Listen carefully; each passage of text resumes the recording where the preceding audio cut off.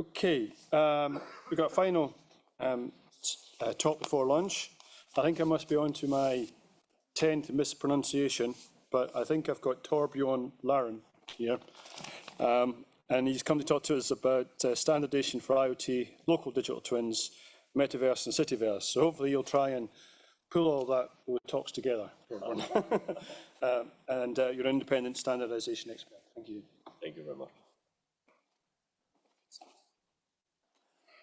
Yeah, so I'll start talking a little bit while fixing my presentation here. Nice to be here. I have a background working about 25 years or so with geographical information and systems for creating such data and dealing with it.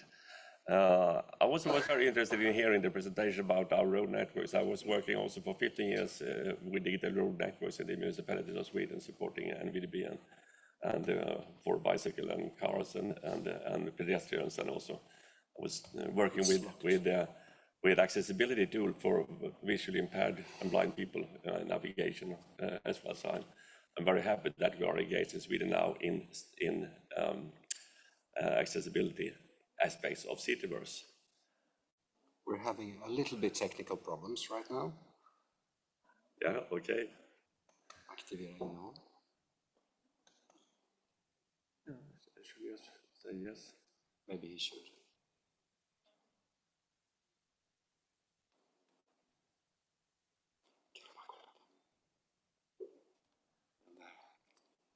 Okay, so normally when you start a presentation, while they are doing this, you start from where we are comfortable and then you move into something maybe new. I will do a little bit the other way around now in my presentation, diving up in the sky with Metaverse and then come down to talking about local digital twins and the different puzzle pieces needed, and of course the standardization in these areas. They are very closely connected, and a lot of things we are here today, and also the things that we are engaged in TC200 level is about actually to make the puzzle pieces fit together. And I think that several of those work that I will describe and talk about have strong connections to the work being done in TC211. So I hope that one of the outcomes now after my presentation and during our stay here is to keep on discussing what possibilities and connections can there be between TC211 and other standardization work ongoing within ISO and IEC in JTC1. Okay, so now we have the technique going, and I hope I can click on this as well. You can't. You cannot do that. You have to click here, right? Okay, thank you.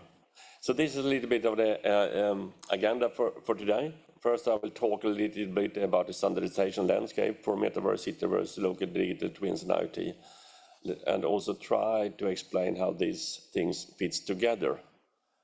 I will talk a little bit about a strategic coordination group on Metaverse that we're having within JTC1. Then I will dive into say something about challenges with local digital twins, just to give an idea what we're trying to address.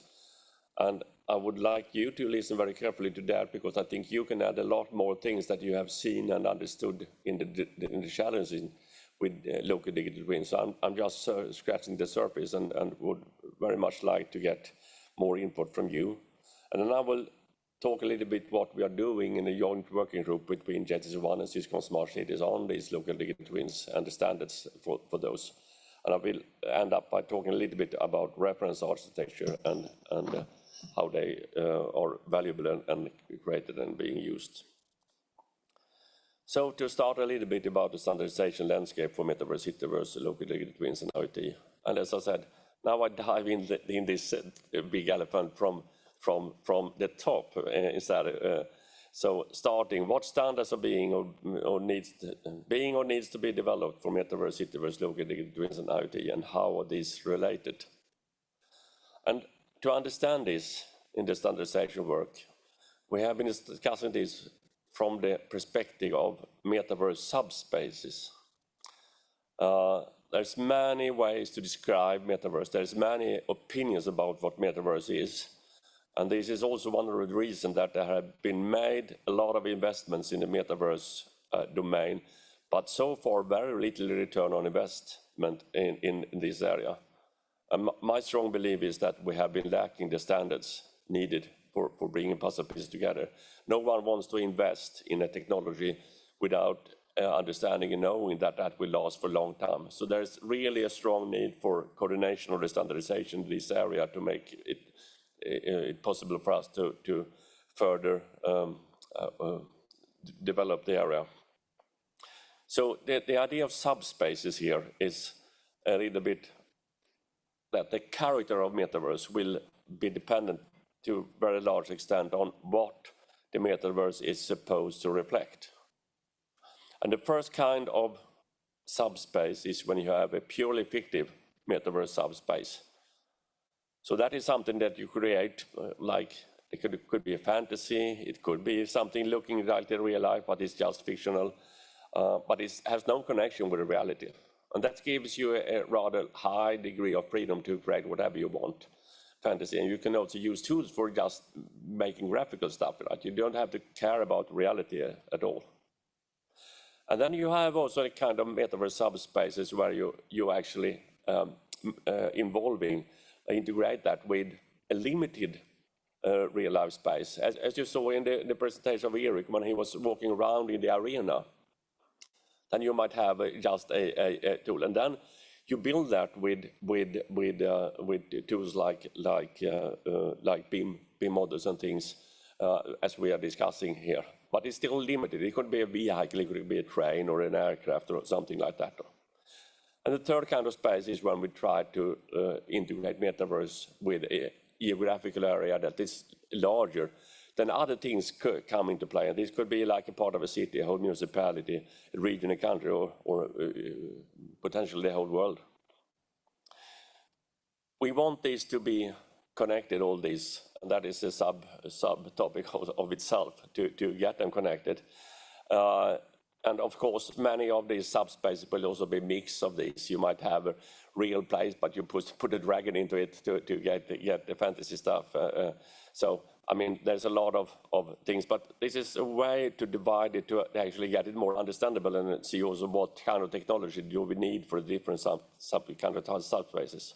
So in this presentation of today, we will focus mainly on these kind of subspaces that is mirroring a graphical area, because that is closest to what you're doing to TC211.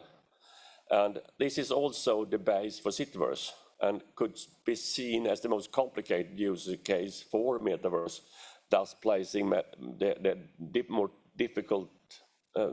most difficult demands on Metaverse. Another way to easily say what could CitiVerse is that is say, okay, CitiVerse is when you combine things from Metaverse with the stuff from local digital twins, and then you end up with CitiVerse. Some people say, okay, it's when you combine smart city standards with IoT standards and Metaverse standards.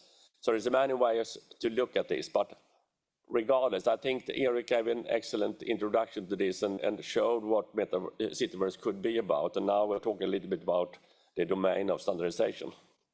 We started, one of the work that was done rather early and published in December 2023 was when the European Commission is starting a new area of technology and investing money in that, as EU is now doing in the CitiVerse, they want to see how is the standardization landscape for that. So we made a report, we looked into what kind of standards, technical reports, technical specification are needed in order to address standardization for CitiVerse.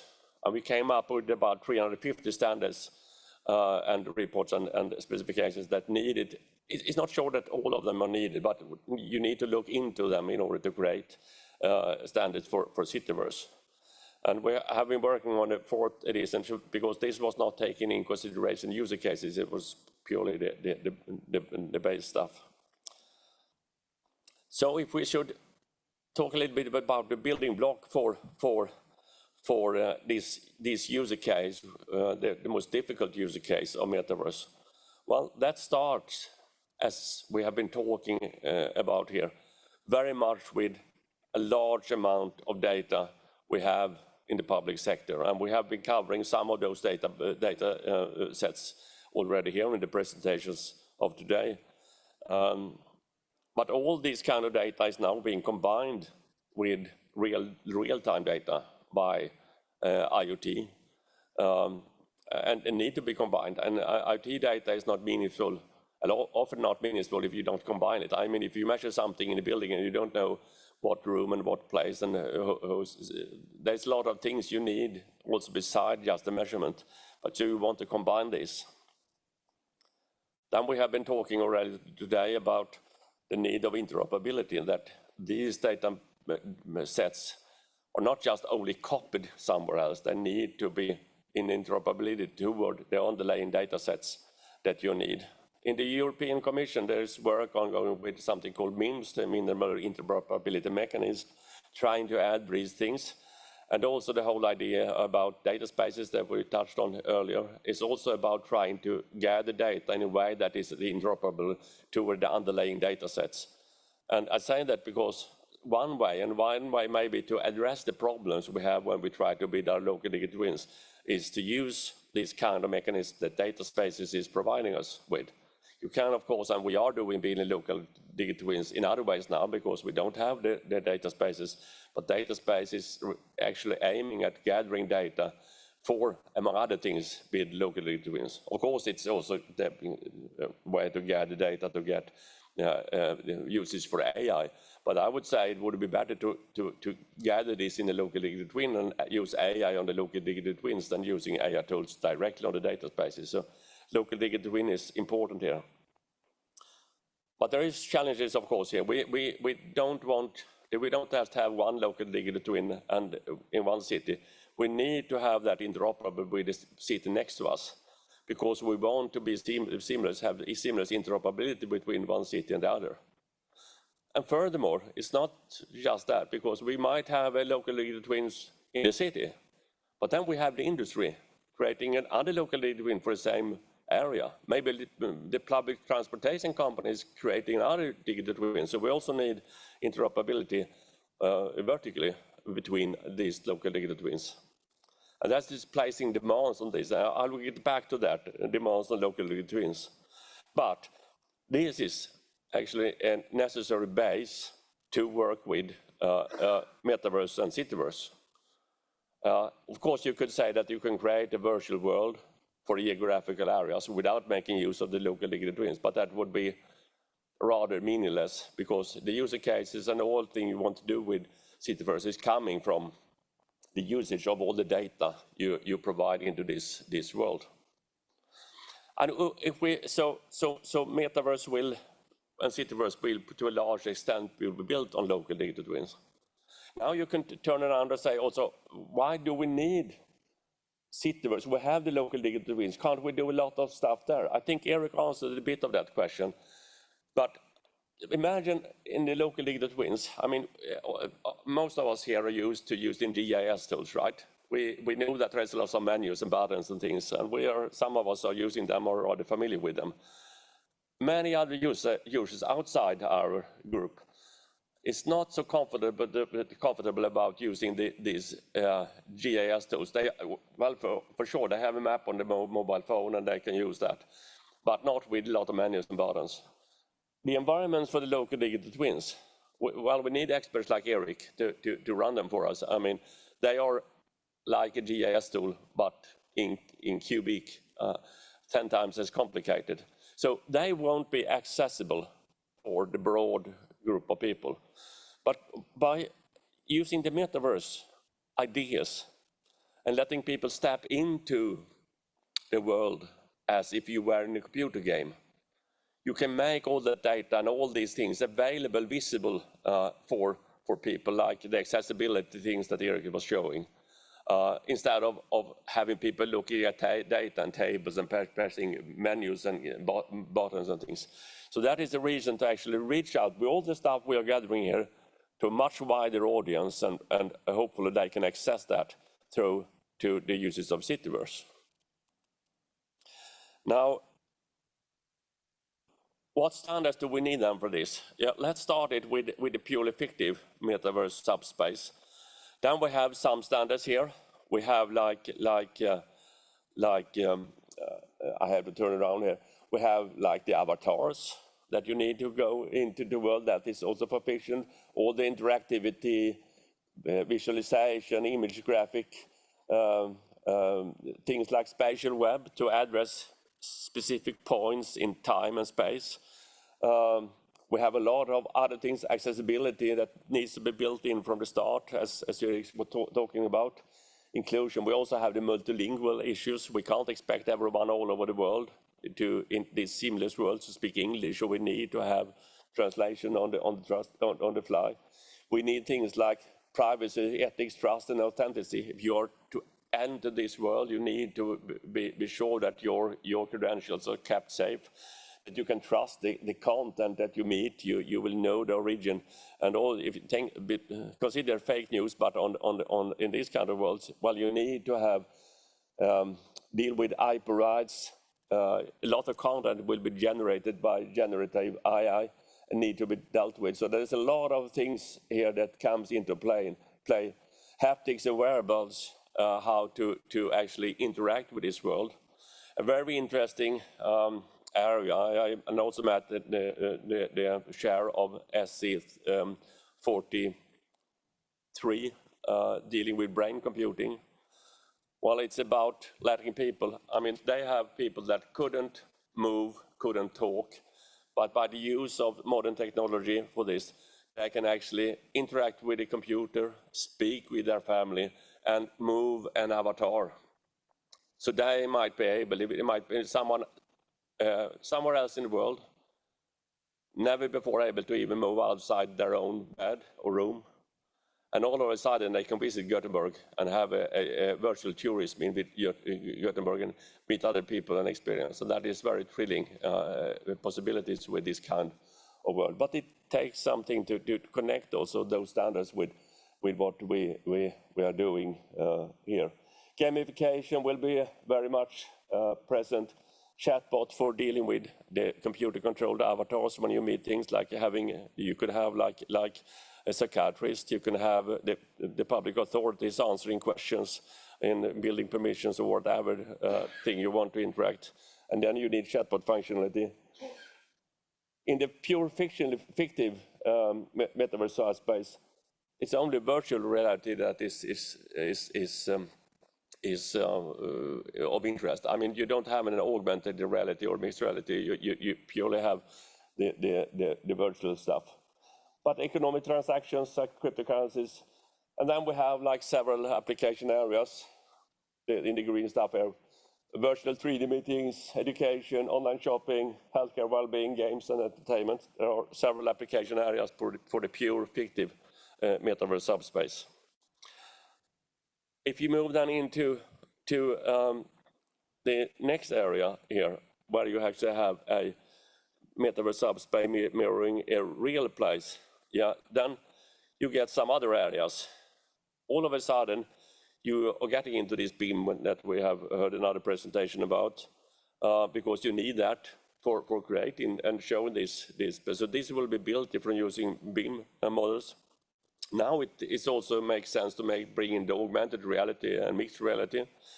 It also makes sense to start working with simulation, prediction, and verification, because you're dealing with real-life objects. You can use these digital twins to actually deal, and these models to actually do simulations and find out what will happen, what happened, and how it happened. So there's a lot of more things you can start doing by having the real connection.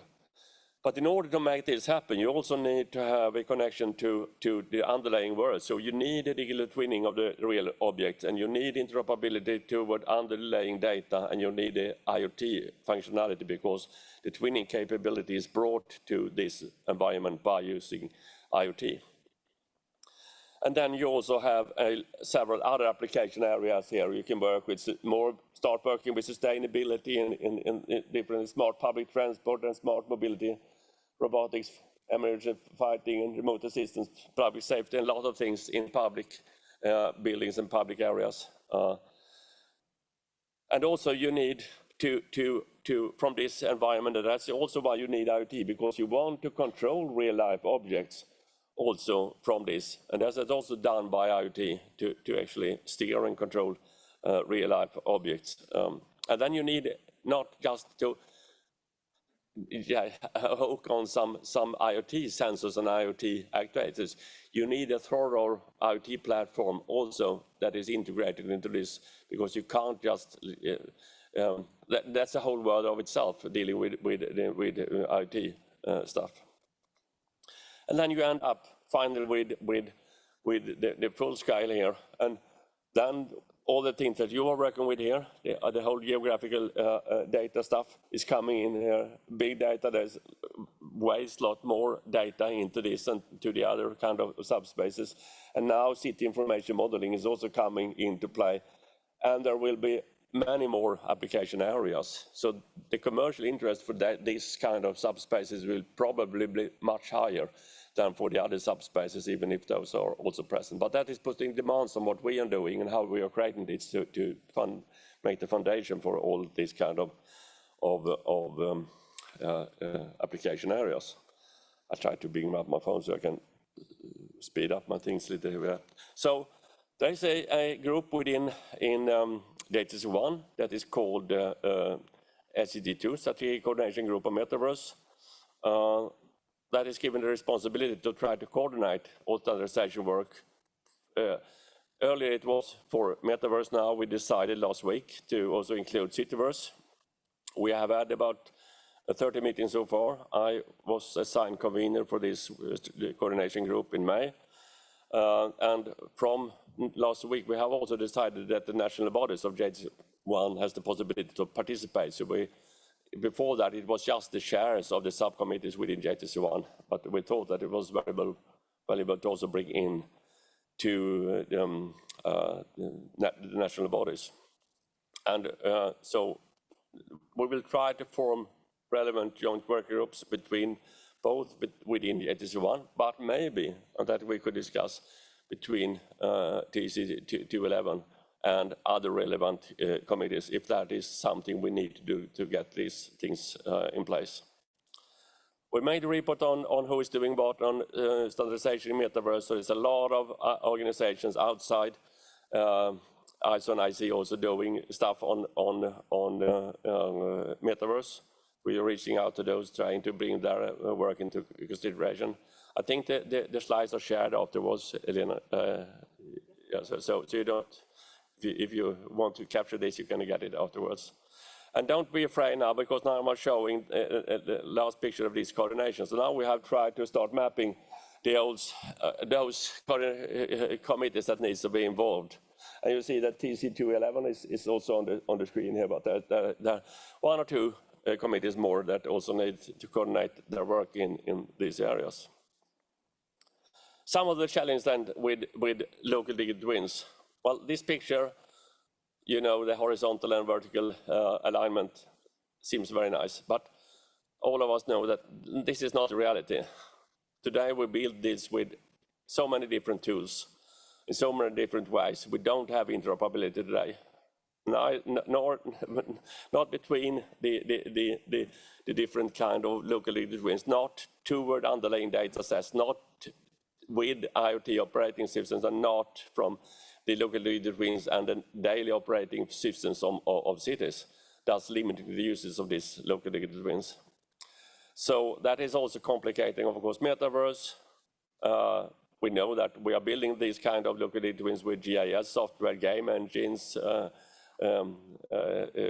RV, extra things, CAD software, and a lot of things. So, and there's other challenges here with interoperability, both horizontal and vertical, but toward underlying data sets, toward the other operating systems. And a lot of our standardization effort is to, of course, address security, but otherwise it's very much about interoperability and compatibility that we need to work with. And there are other challenges I jumped at now because I'm running out of time. We have now a joint work group between JTC1 and SyC Smart Cities on it. It's called the working group, a joint working group on city information model and urban digital twins. and it's between JTC1 and it's also SyC Smart Cities being mainly responsible for that. But OGC is participating in liaison, IoT is participating in liaison.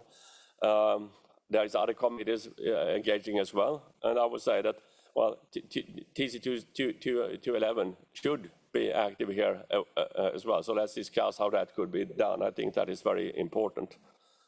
So the work here is, we have done a gap analysis on these kind of environments. We are aiming at building a reference architecture for these kind of environments and also an ontology, and to move some of the work currently done in SyC Smart Cities to this. So we made a questionnaire going out to I'm running out of time. Is it okay with a few more minutes? 2 minutes more, thanks. So we made a survey to major projects all around the world, asking what are you doing, what technology are you using, what standards are you using, how do you deal with interoperability, how do you deal with IoT, what problems have you encountered, and things like that. So we got 33 valid answers from all over the world. We can see here what kind of participants are in it, what role are they having. We could see what sectors they are being used in. So we can see simulation, prediction, and verification was very eminent, but also the 3D visualization, and then there was a lot of other areas. We could see that about 50% of these environments were run by the public sector, but the others were still run by research institutes and others. We could see that GIS software was the most used. IoT is also present. Urban digital lead platforms is used, and various of tools we're using. So all this comes together that we try to now. So I'm responsible for something called the ISO IEC 30141, the IoT reference architecture. That will be a foundation for creating a local legal reference architecture. So will the reference architecture for 30188 and the reference architecture for smart cities. And this needs to be aligned with the CitiVerse reference architecture maybe, and also the Metaverse standardization. I won't go into how to build this. I don't think you know about that. So this is actually ending my presentation. Thank you for my 2 minutes extra. Thank you.